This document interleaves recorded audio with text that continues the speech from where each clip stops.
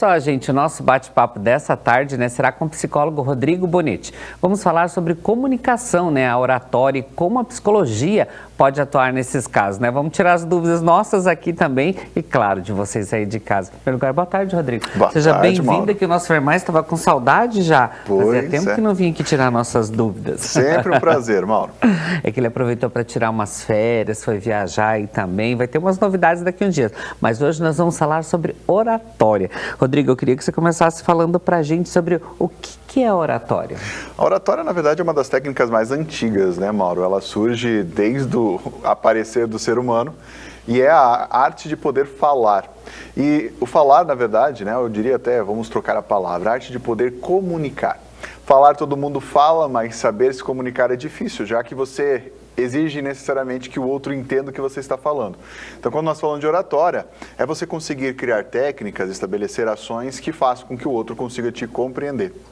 E assim, para que serve a oratória? Então, seria mais para se comunicar, mas serve bem mais que isso também, Sim, ele é toda uma construção, Desde um aspecto pessoal, nós temos estudos hoje que mostram, que o simples fato de você não conseguir expressar a sua opinião te traz adoecimento.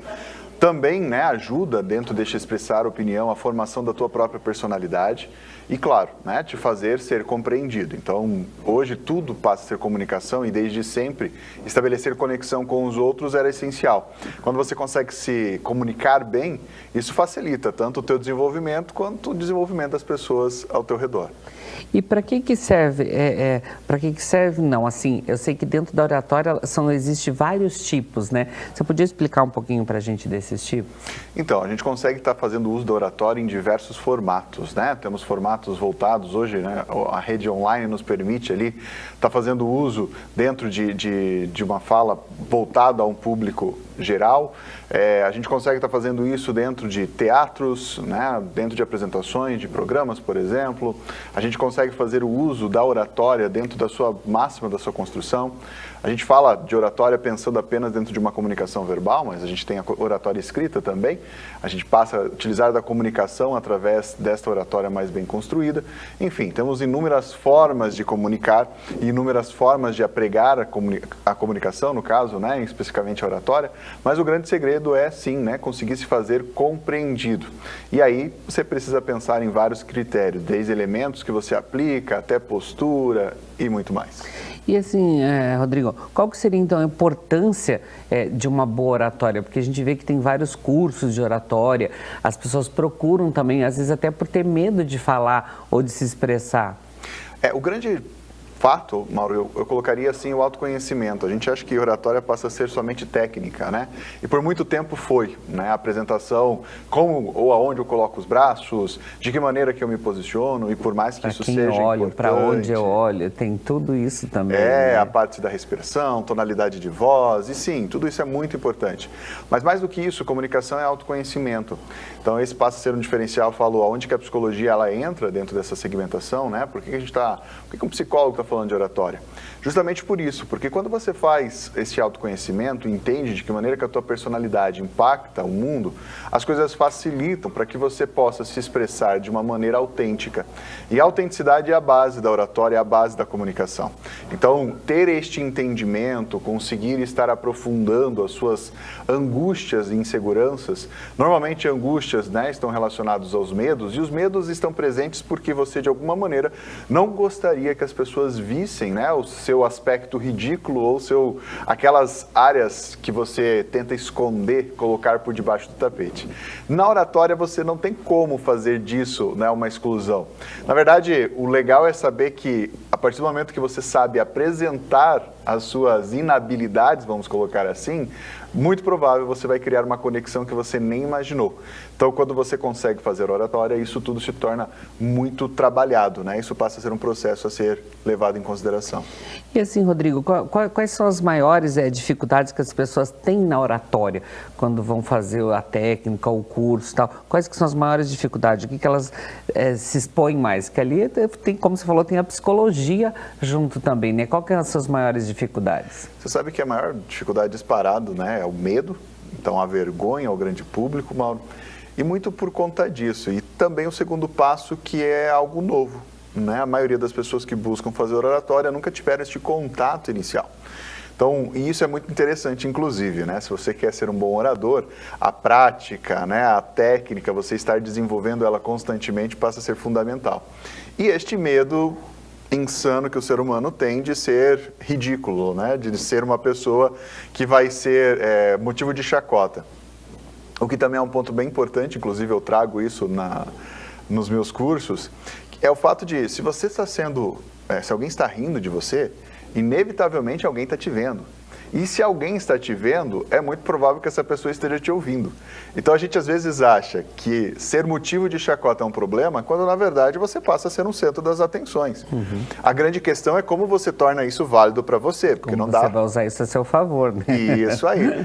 Inúmeros humoristas são provas disso, né? De tornar a comédia, o humor, trazer isso para eles, né? Quantos números que nós tivemos ao longo da humanidade aí, desde palhaços, né? A própria arte do teatro, e que você consegue tirar proveito disso. É fácil? Não, não é fácil, né? Eu sempre trago isso como uma verdade. A gente não elimina medos, né? Os medos eles não acabam, mas a gente consegue lidar com os medos. E aí sim, algo que se tornava, né, uma situação difícil passa a ser o que te movimenta, né? O que te mobiliza, o que te transforma. Já, Rodrigo, assim, na comunicação em geral, quais que são as principais dificuldades que as pessoas têm? Eu diria para ti que as principais dificuldades, Mauro, passam a ser linha de raciocínio, manter uma linha de raciocínio lógica, objetividade de fala. As pessoas tendem a não ter clareza do que querem comunicar, e aí entram, né, os meios a qual elas podem fazer isso ser eficiente. Então, ainda se acha que comunicação é improviso, ainda se acha que comunicação é abrir a boca e falar tudo o que lhe vem à mente. E não, quando nós falamos de comunicação, nós estamos falando de processo. Então, não interessa se é com uma pessoa, com 2, 10, 20, 50 mil ou mais. Comunicação você tem que pensar em quem está falando, ou seja, você, e automaticamente em quem está te ouvindo. As características e as personalidades de um e de outro influenciam diretamente em como você vai fazer o uso do melhor canal para que essa informação chegue à pessoa. Então, se nós estamos aqui, eu estou falando, né, para um grande público que está do outro lado da telinha, inevitavelmente, postura, a maneira, né, as palavras que eu vou estar me utilizando, desde a tonalidade de voz, tudo isso muda. Por quê? Porque eu estou tentando atingir um determinado público. Se eu saio daqui e vou para um teatro, por exemplo, e começo a falar para um número específico de pessoas, com toda certeza a minha postura ela vai ser obrigatoriamente ser mudada, né? Então, assim, acho que a maior dificuldade é essa, entender que comunicação não é falar, que comunicação precisa ser pensada e que as pessoas elas não sabem exatamente como se comunicar. Até teve um fato interessante recentemente, né, de uma youtuber lá que ela fez um stories e gravou atrás que tinha todo um tópico de fala dos stories dela. E aí os seguidores ficaram, meu Deus, como assim? Achei que era natural, achei que aquilo saía de improviso, né? Não sai de improviso, gente. Tudo precisa ter feito uma construção de roteiro, estabelecer qual é o objetivo da sua fala, pensar e organizar essa fala para que ela saia de forma adequada e, claro, né, treino e treino e treino. E a psicologia, então, ela pode ajudar nessa questão de oratória e comunicação também, alinhando esses pontos certos? Isso, a gente trabalha em cima da ansiedade, principalmente. Então, quando nós falamos do medo nada mais é do que a ansiedade. Então, as pessoas falam, né, do branco. O que é o branco? O branco nada mais é, gente, quando nós entramos num movimento de medo, a nossa respiração ela fica mais encurtada, ela fica na parte superior do peito. E essa respiração encurtada faz com que a quantidade de oxigênio mandada para o cérebro diminua consideravelmente. Ao diminuir essa quantidade de oxigênio, você começa a não raciocinar mais como você raciocinava antes. Então, lidar com a ansiedade, aí existem técnicas de respiração, existem também, né, a ideia da autocompreensão. Então, quanto melhor você estiver consigo mesmo, menos você vai ter medo de estar falando e tudo isso facilita. Então, a psicologia ela entra diretamente, né, na maneira como você pensa sobre si, a forma como você pensa sobre o outro e automaticamente como você lida com o teu próprio corpo. E já na parte do nervosismo. Como a gente viu, as pessoas às vezes ficam bem nervosas na hora de falar, dá o branco, tá?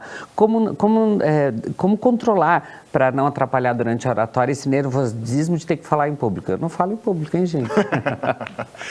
Primeiro, cuidar com a respiração. Mauro, acho que a respiração é a nossa principal ferramenta de mudança de sensação nervosa. Por quê? Como eu havia falado, a respiração ela é a base de todas as mudanças outras no nosso corpo. Então, desde batimento cardíaco acelerado, tremedeira, aquela ausência de saliva na boca, né? A boca seca, essas faltas de memória às vezes, tudo isso facilita quando eu modifico a minha respiração. Então, quando eu consigo fazer com que o meu diafragma trabalhe, vocês vão começar a perceber que esse momento de puxar a respiração, segurar, soltar a respiração, facilita para que a tua organização de raciocínio melhore. O segundo fator, não existe segredo, tem que se experimentar. As pessoas têm que tornar natural este processo. Eu cito até a minha vivência como exemplo, porque quando eu comecei a falar ao grande público, eu precisava conhecer os espaços, né? Entrei no auditório, eu queria viver aquele momento lá atrás da coxia, por exemplo, o que acontece lá dentro. A preparação lá atrás, tudo. Isso, aquele, né? O estar em cima do palco, por exemplo, qual que é a sensação que causa? Porque, poxa, se você nunca viveu aquilo, você vai ser colocado numa primeira vez, assim, do nada, inevitavelmente você vai ter os seus dificultadores, né? O teu corpo vai dizer, pera lá, onde que eu tô, né? O que eu faço agora? Mas se você vivencia isso de forma gradativa, este é uma técnica sempre muito utilizada na psicologia comportamental, ir fazendo, né, essas aproximações sucessivas, aquela coisa que parecia tão difícil, tão assustadora, já não é mais, né? Você está em contato direto ali com o seu medo. Então, Rodrigo, o medo é um outro grande empecilho, né, de uma boa oratória, ou também para você conversar, se abrir para as pessoas, como controlar isso, de repente, nesse momento? Você falou da respiração e tal, tem outra técnica, de repente, que pode ajudar as pessoas também? Eu diria o sentir o medo, Mauro. Por mais que pareça absurdo isso, mas as pessoas tendem a ver a situação de medo e usar do movimento inato do ser humano. Então, só para que vocês entendam, a gente carregou a ideia de ansiedade desde que o homem é o homem. Então, antes, o medo servia para quê? Você estava lá numa selva, estava numa relva, você via um animal, aquilo te alertava, então você tinha duas alternativas. Ou você partia para cima do animal, dependendo do tamanho dele, ou você saía correndo. No nosso mundo moderno, isso já não nos cabe. Então, essa sensação ela ainda é presente, só que você não pode mais obedecer a essa sensação. Então, quando eu digo sentir o medo, é um pouco disso, sabe? De você poder se experimentar dentro daquele medo. Porque daí você começa a perceber que são justamente estes medos que te tornam comum ao outro. E conexão tem a ver com similaridade. Conexão tem a ver com sensações similares. Então, se eu sou uma pessoa que tenho medo, inevitavelmente isso me torna humano. Se eu tenho medo, o Mauro tem medo, enfim, qualquer outra pessoa ao meu redor também tem medo. Se eu estou bem com o meu medo, o outro sente isso, ele entende que eu estou com medo, mas ele percebe que eu sei e vou dar conta mesmo assim. E tem algumas técnicas que podem ser usadas assim, para aprimorar essa oratória na hora de que você percebeu que você está conseguindo controlar ali seus medos? Aí a gente lida com a preparação, né? Primeiro, o fato de você ter que preparar um roteiro de fala. Segundo, treinar este roteiro de fala. Aquelas técnicas que já são bem usuais, né? Se gravar o teu áudio, rever a tua postura, se experimentar diante de uma nova postura, trabalhar teus braços, né? E principalmente tonalidade de voz. Claro que você vai ter que aprofundar, às vezes, alguns conhecimentos para entender como que você pode ser mais eficaz nesses movimentos. Outra coisa que é bem importante, foi descoberto não faz muito tempo, que neurologicamente a nossa mudança de postura interfere na nossa mudança de percepção. Então isso também é legal. Manter-se em posturas, né, chamada postura de super-herói, facilita para que você consiga ter uma comunicação mais eficaz. O ponto que eu queria trazer relevância também é que o que traz interferência na nossa fala? É sempre a contrariedade. Então, se eu estou com medo e estou tentando parecer não ter medo, é muito provável que isso incomode quem está ouvindo. Porque ele não entende ou ele não consegue identificar necessariamente o que incomoda, mas essa contrariedade incomoda. A mesma coisa acontece quando eu estou falando uma coisa que é para ser devagar e os meus movimentos e a minha fala são muito rápidas. O cérebro de quem está escutando fica... Meu Deus, mas né, não tem nexo uma coisa com a outra. Não está batendo algo. Isso incomoda. É isso que dificulta a comunicação. Agora, quando o que eu estou falando e como eu estou me sentindo tem a ver, eu consigo estar trazendo dentro de um mesmo movimento, o outro, mesmo percebendo o meu nervosismo, a minha dificuldade, ele acolhe essa dor por um critério de empatia. E assim, Rodrigo, é possível a gente explorar os elementos não verbais também dentro da oratória? Com toda certeza. Então, nós temos alguns aspectos, né? Quando nós falamos de não verbal, nós estamos falando também de corpo, né? Então, pensar na comunicação não verbal é pensar em como eu faço uso do meu corpo. Aí tem a ver com aquilo que eu havia citado antes, de postura. Quanto melhor eu estiver posto ali dentro da minha comunicação, mais o outro me entende como seguro diante daquilo que eu estou falando. Tonalidade de voz interfere diretamente naquilo que está sendo dito. Automaticamente, né, a maneira como eu expresso a minha expressão facial influencia diretamente naquele contexto. Então, pensar desde vestimenta que eu tenho, aquilo que eu estou vestindo inevitavelmente vai interferir na minha maneira de comunicação. O espaço que eu ocupo é um outro fator muito importante. Tem pessoas que são extremamente expansivas na sua forma de comunicar e causam um certo incômodo do outro. Tem pessoas que são omissas demais, se mantêm muito afastadas, isso também traz dificuldade de comunicação. Então, se eu entendo como eu consigo interagir com o meu corpo, o que a grande maioria das pessoas não tem consciência, Mauro, isso facilita consideravelmente a minha forma de comunicar. Tá vendo, gente? São técnicas, né, que você pode usar através da psicologia também. No começo da matéria também estava com esse pensamento, como que a psicologia vai te ajudar na oratória, né? Mas são pequenos detalhes ali, movimentos, que de repente você pode resolver isso aí na sua casa ou também perder esse medo aí de falar. Mas eu quero aproveitar e agradecer o Rodrigo. Rodrigo, muito obrigado aí pelas dicas de hoje. Se de repente você também quer saber mais sobre psicologia, oratória, manda suas sugestões pra gente, suas perguntas também, que a gente traz o Rodrigo aqui novamente para contar essas e outras novidades aqui para a gente também. Gratidão, Rodrigo. Obrigado, Mauro. Sempre um prazer.